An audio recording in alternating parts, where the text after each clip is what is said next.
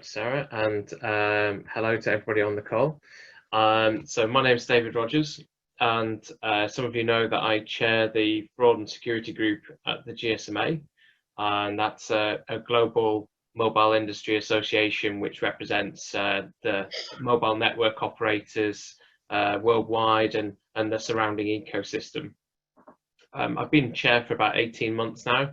I also own a company called Copper Horse in the UK, which does a lot of security research, and I've got many years experience in the industry. I also sit on the executive board of the IoT Security Foundation as well. Today's topic is going to be about what we've seen in the fraud and security space within the sort of period of the lockdown during the COVID-19 pandemic. It's been a pretty interesting time, very difficult time for many of us, and we've learned a lot as we've gone along. And there's been a really massive global positive effort on the cybersecurity side to contribute skills, expertise, and to deal with emergent issues that have come about, not just related to fraud, but related to things like disinformation, manipulation of vulnerable individuals, and even alleged nation-state attacks against things like hospital infrastructure.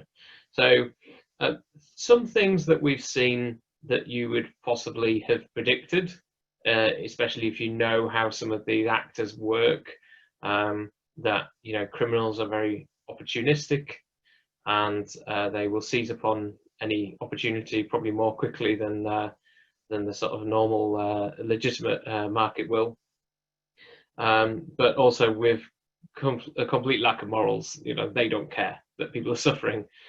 So there's no real barrier to what they will do to achieve their aims, which are usually financial. So today I'm going to talk about some of those issues, and I will try to answer any questions that you've got. So please feel free to add any questions to the chat, and I'll try and look at those. Or if you want to save your question at all, just let me know. So I've got some slides as well to show you some nice pictures. So I'm going to share that now, and I'm going to turn off my video. And so the first thing to say is that all of this, what I'm going to talk about today, is contained within a report which you can access. If you just search for GSMA COVID-19 security report, you'll find it. And we've written up our findings, and the period in which this report was written and sort of developed was between March and April, which is really at the height of the European crisis. And we did have the benefit as well of learning from past the peak of the Chinese crisis and what they'd learned to help us to build this report. So if you want to see further details, you can have a look at that, and there's a link that's been shared to that. So that's the first thing to show you. Okay, so let you know who I am. So overall, it's important to say that we don't believe that there's been a sort of massive increase in overall cyber attacks or overall fraud. This is existing actors in many cases changing their modus operandi or targeting to the crisis itself. So COVID-19 themes. So we've seen SMS fraud campaigns that are just adapting from traditional spoofing of, say, a government department message to something more focused, that's still a government department message, but focused on COVID-19, that lends it a bit more legitimacy. And the same with some of the phishing campaigns we've seen, or the phishing campaigns. They're possibly more likely to be successful because people are at home and they're available, and perhaps more susceptible because of things like the fear of the situation, the newness of the situation, and the expectation that perhaps the government might contact them or that individual businesses might contact them. So continual themes through this are things like companies suspending actions around billing, where they might have chased people up for non-payment of a bill, that some companies have decided not to do that. So the fraudsters are kind of moving in and either demanding payment or even offering credits. But in most cases, those sorts of phishing campaigns are deliberately designed to do one thing, which is to grab your credit card, bank details, and so on, so they can defraud you. We've also noticed certain themes that have come along related to the situation we're in. So obviously many office buildings are completely unattended. So where we would have seen sort of PBX frauds maybe picked up more quickly within offices, because the buildings are empty, means that those sorts of frauds can perhaps go on for a bit longer. And once criminals are learning that fact, it may be the case that that there's an increase in those. And the same goes for commercial and retail burglaries, for those companies that have, for example, mobile devices or computers in their buildings and so on. It's a more opportunistic time for them to be able to do that, and perhaps the police are more occupied in other areas. The flip side to that, of course, is if you're out and about during a lockdown, or if there's a curfew of some sort, then there's a big question to be raised, and in some cases you're more likely to be stopped by the police. So it was observed, for example, in LA, I believe, that drugs, logistical operations of illegal drugs were being significantly disrupted because of things like, lack of access to ports and docks. And we believe there are parallels with fraudsters in the mobile industry, where, for example, fraudsters need to get access to SIM cards for certain types of fraud, for SIM boxing and so on. So where there's a lack of supply of certain elements that are needed for those frauds to take place, it's possible that there's a drop-off as well. And the same with things that attack things like roaming. I'm just going to talk about SMS frauds and some of the smishing examples that we've seen, because these have been quite highly visible, and they, I think, sort of highlight some of the weaknesses of our existing systems. To be fair to governments, they are not expecting a crisis like this, and they have to get messages out some way. And so I guess there's a certain amount of risk that's taken on their part, which is there will be frauds. Any message they put out, fraudsters are going to take advantage of, whether it's by post, whether it's by phone, whether it's by mail. And I think it just throws a highlight on the fact that we need mechanisms to have authentic messaging that can be validated, to say, yes, absolutely, this is this government department, and it's not just some random person that's chosen to use the same text like UK_gov in the header of that message, and that's the sender ID. I think we have a message here. I'm just going to switch over to the other screen, and so hopefully you can see the first smishing example there. In the case here, for example, so this is a UK Gov coronavirus alert, new rules in force now. And actually, so in this case, I believe the first message that you can see at the top of the screen is actually real. And because the sender ID has been spoofed, the way that it's been messaged, it's been ordered in the phone, this was quite a smashed up phone, is in the same conversation. So the it's further legitimized to the user And in this case, it says you've been out of your house 3 times today. You are in breach of government guidelines. Your £30 fine will automatically be added to your bill. So I guess a certain percentage of people will have ignored lockdown and then will be fearful that they have somehow broken government guidelines. So, you know, that's the beauty of these types of attack, is that, that even if they get 1 in 100 a hit rate, that's still a decent amount of profit for them. There are other types of billing services, although I don't believe we have evidence that we've seen more sophisticated attacks than things like SMS spoofing, not things like DCP, direct carrier billing services, being abused. And that's probably because the low-hanging fruit was on things like SMS. So what we generally see as well is that there's some kind of phishing link attached to these, and I'm going to show you some examples of that as well. So hopefully we'll get to that. It's another example, same message there. So here, so I understand that the registration of COVID-19 domains with the word COVID-19 in went up massively during the crisis, and of course, vast majority of them were completely illegitimate. I think we had from one member company, they saw an increase of around 150% in registered SMS phishing URLs between the middle of March and the end of April. And the vast majority of those, over 70%, were COVID-19 related.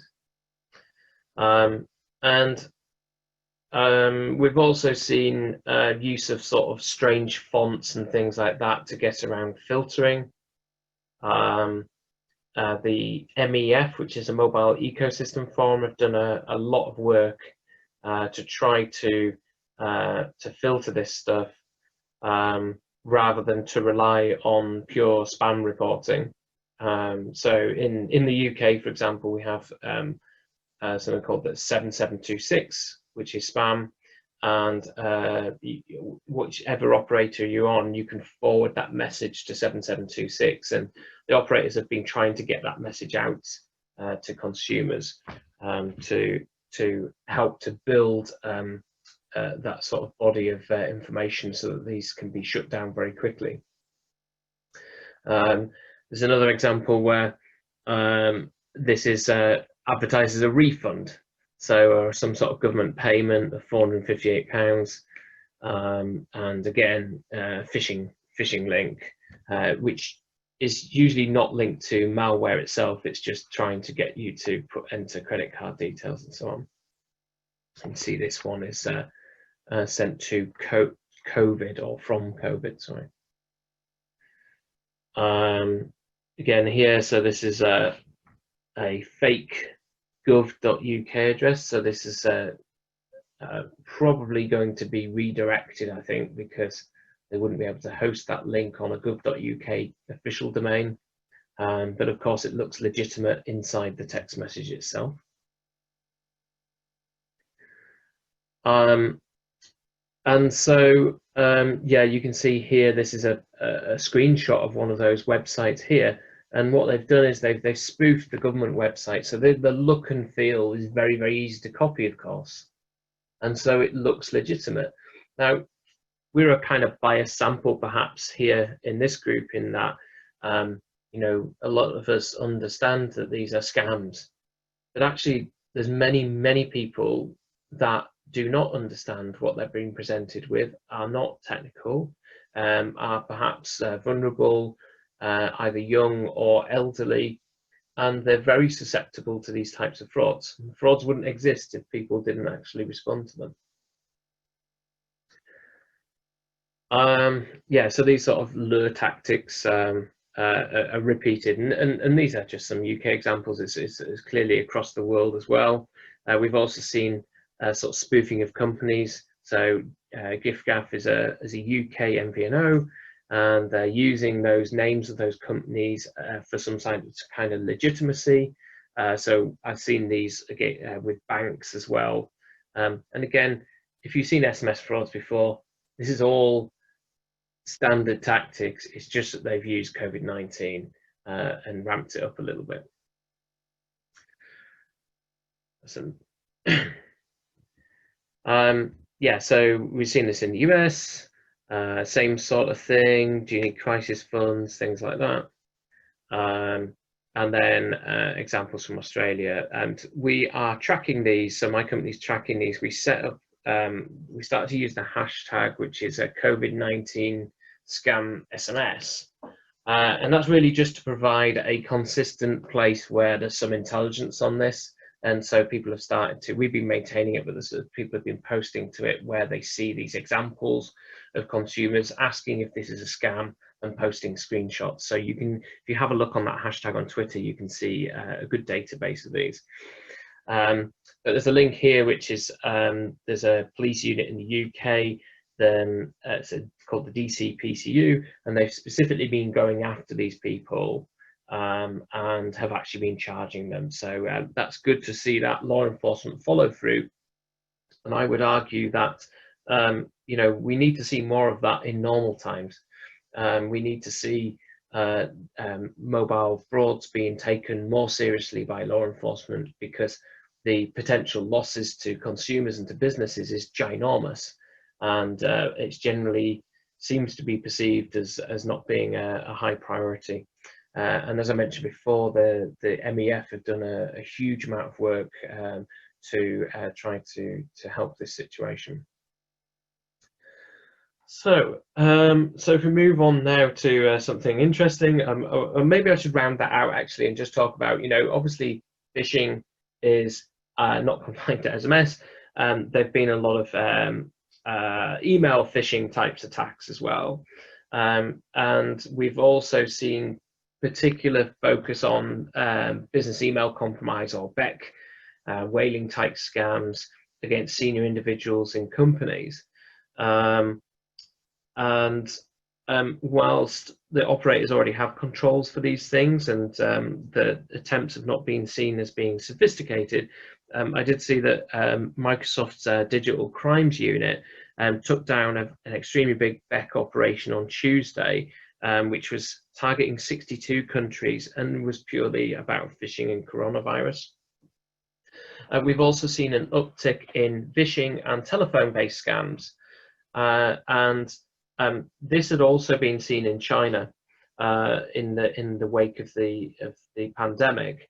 And what they said was that fraud call complaints during their period of lockdown included things like impersonating government officers or sales staff in like a pharmaceutical research institute, the selling of counterfeit medicines to protect against coronavirus, impersonating staff in hospitals or charities such as the Red Cross calling for donations, and then falsely claiming that a family member is affected and isolated and hospital fees need to be paid. Now, certainly recently what we've seen in the European context is scam calls that have said that the person has rung up as a contact tracer, and that they have been identified as somebody who needs to go for a test, and they should go to the test centre immediately. But before they do that, they need to pay, say, £50. And obviously the more eagle-eyed have cottoned onto that and said, well, you know, that this is a scam, you know, but you could well imagine that people could easily fall for that scam, and obviously it's completely immoral. And also the old favourite around robocalls as well. There's kind of dual-edged sword here in that governments and councils have been using robocalls to provide COVID-19 messages to citizens, and these are being blocked or mislabeled as spam. And so some companies are trying to assist on that by creating creating call registries to eliminate the incorrect spam tagging of legitimate calls. But of course, you know, that has to be set against all of the bad ones as well. There was even a tweet from Commissioner Michael Riley at the FCC highlighting those issues where I think it was the Washington D.C. mayor trying to tell people to stay at home, and the call was labelled as potential spam. So these are difficult things to manage. Yeah, let's talk about 5G conspiracy theories. So this is not new, and this has been going around for about the past 18 months, 2 years. And there's a few good articles. There's a very good Wired article that talks about the origins of this. But it seems pretty clear that some nation states are, or one particular nation state maybe, is really playing up these sort of fears, just in the same way as sort of niche issues like the sort of anti-vax movement have kind of exploded. So they're just adding fuel to the fire of these conspiracy theories. And obviously that both creates division in communities, but it also causes harm, and it causes direct harm in some cases. So there are videos out there where people have verbally harassed engineers who are working on just installing fiber, and saying all sorts of things to them that have made them feel unsafe. People allegedly have been directly attacked, engineers working on base stations that have nothing to do with 5G. In one case, a base station was found with needles and razor blades attached to the back of something that had been stuck onto the base station. And so network operators and installation companies are having to give guidance and reassurance to their engineers, and even going out with overalls and vans without company names on them in order just to do their jobs. In a couple of cases, base stations were being upgraded to actually provide greater service, greater capacity to hospitals, and they were nothing to do with 5G. They were LTE base stations. So again, direct harm in the situation. And it's very difficult to manage these situations. TikTok apparently has been, so the TikTok app apparently has been one of the vectors for people getting these sort of conspiracy theory messages, but more mainstream social media has been carrying these messages and not really taking them down. So that's led to some governments to demand that social media companies take action to actually, take down these clearly false allegations about somehow 5G being related to coronavirus. And so this sort of conflation of two things is a real problem. This is one that I picked up on today. So this is still up on Facebook right now. So there's a city called Leicester in the UK, which is back under lockdown, same as Melbourne in Australia. This post is up there, and 587 shares. Now, I don't believe it's true for 1 minute that Leicester has 5G, but it's just that question, and nobody can challenge it. It's kind of unseen. And this is going on all over the place. So really, the social media companies do definitely have a role to play here in taking down this sort of clearly false content. The other thing that we've seen is attacks on base stations. So the left-hand one is in New Zealand, where people have videoed the sort of burning of the base stations, and they're encouraging others to do the same. And on the right, you can see this poster that somebody put. So I think that one was in Glasgow in Scotland. So there's really a lot of people who very much believe these things. I think we got together some stats. For some reason, the UK had become a particular focus. And there were 20 attacks across the Easter weekend, which is the 10th to the 13th of April, so sort of at the height of the lockdown. But in other places like New Zealand, the Netherlands, Ireland, we saw one case in Russia, South Africa. you know, right across the globe, there have been these attacks on base stations where people are claiming them to be 5G as well, and they're not 5G. You know, we shouldn't necessarily sort of think this is anything new, because, you know, we can go back to the days of, you know, introduction of electricity or introduction of the railways, where the same thing happened, which is fear of the unknown, and conspiracy theories do get nurtured in those times. So, you know, we've seen it on prior iterations of mobile technology too. Yeah, it's I think at this particular time it seems to have taken on a different level of interest.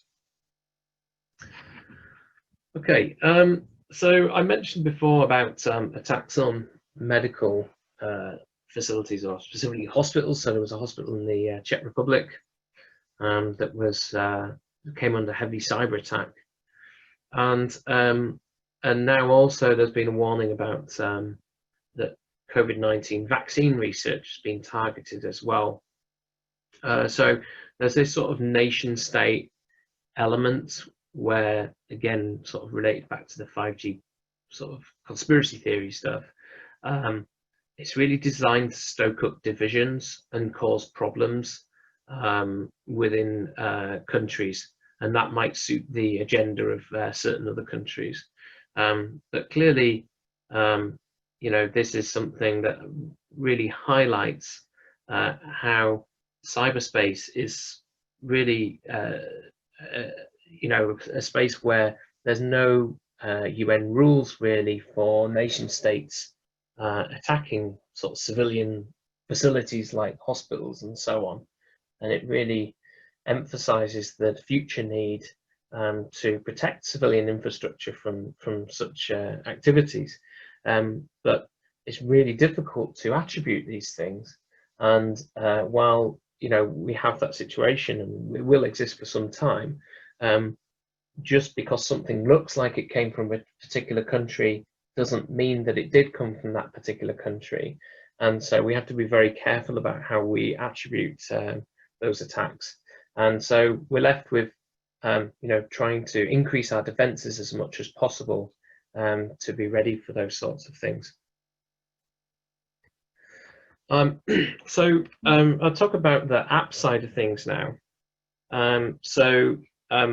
We have seen obviously a number of countries, a number of states, a number of individual health organizations introduce contact tracing apps or COVID-19 symptom apps and so on. And you know, one of the major concerns is about privacy. The capability of a sort of government-based application that's sent to every citizen could really, you know, provide the government with a lot of power, or that provider with a lot of power, and goes against what the governments want to do, because actually what they want to do is make sure that as many people as possible adopt that application for it to be effective. So I've heard figures saying, you know, around 50% penetration of those applications is needed on smartphones for those things to be effective. So all of those detracting factors need to be removed, and so you need to give consumers confidence by ensuring that your COVID application is actually privacy preserving and doesn't take more data than is necessary, or is not hacked, for example. The one state that's taken a big lead on this originally was Singapore, and they created an application which they open sourced, so they had full transparency of the code, and they were able to sort of give that confidence to users that they weren't going to abuse that. So the app was called Trace Together. The open source then meant that also other nation states could use it as well, and so Australia and then other countries adopted that. Google and Apple worked together to provide an API, so an interface that would make it easier for the Bluetooth IDs to be exchanged in a way that was also privacy preserving. So they announced that in April, and it's only recently become available. But what that's going to be able to do in the future is enable the countries to have apps that are able to interoperate with each other. And there's even an ETSI working group that's been set up, so in the standards body at ETSI, called E4P, which is around all of these different factors around privacy and so on, but also on interoperability. And if we, you may think, oh, well, these things are too late and they're not needed, but it's still the fact that we don't know whether there will be a vaccine available or when there will be a vaccine available. So COVID-19 may be with us for many years even. And so it's very important that we still keep working on this technology because we might need it for a long time. And there's a lot of good brains working on it. And the GSMA themselves are engaged in activities around, because each individual device is going to have a different level of calibration of the short range radio for Bluetooth. So working on how they can refine that by sharing the calibration data for those individual devices. And there's been quite a lot of collaboration across different organizations on that. On the privacy side, there's a letter written by nearly 300 academics appealing for security, privacy and transparency, as well as decentralization. And I think largely that's been responded to by governments purely because their objectives align. They want people to adopt these things. There have been difficulties. In the UK, they discovered during their trial that only 4% of iPhones could be detected. And clearly that makes the app unusable. And part of the reason for that was that they had to work with what they had. And it's very difficult to leave Bluetooth on and active as a background app on iOS. So you have to keep making it a foreground app, really.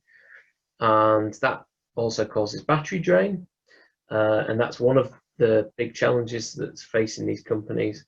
But, in reality, it clearly didn't work very well at all. And so it looks like the UK is going back to the drawing board on that to use Google and Apple's API. But that in turn causes a bit of worry with consumers about, well, is that in itself giving more power to those companies? Do I trust Google and do I trust Apple? So it's in some cases it's unwinnable. And I absolutely applaud the efforts by Apple and Google. I think that they genuinely want to help here. But you need to convince the wider population to use these things. And of course, not everybody has a smartphone. The other challenge is that in the same way with the fraud applications, with the fraud SMSs and so on, you could get fraudulent applications. So fake contact tracing applications, malware that is specifically COVID-19 themed. And we've seen some Trojanized versions of, for example, the Corona Live application, which contains some spyware, and in one case targeting specific users in Libya. And then you've also got the weird situation where spyware companies are actually offering to provide them their apps as contact tracing apps, which is kind of a bit perverse, really. So yeah, we have to be very clear that there will always be a counter effect of somebody creating some kind of fake application or something like that. Obviously, if you've got a homogeneous surface, so everybody's using those contact tracing apps, then what if there's a vulnerability in the app? What if there's a vulnerability in Bluetooth? That creates a massive attack surface for people who may want to abuse those services. So all of what I've explained is contained within the situation report that I showed you, which you can search on. And yeah, I'd welcome any discussion or questions that you've got, and I'll try to answer them now. So thank you very much.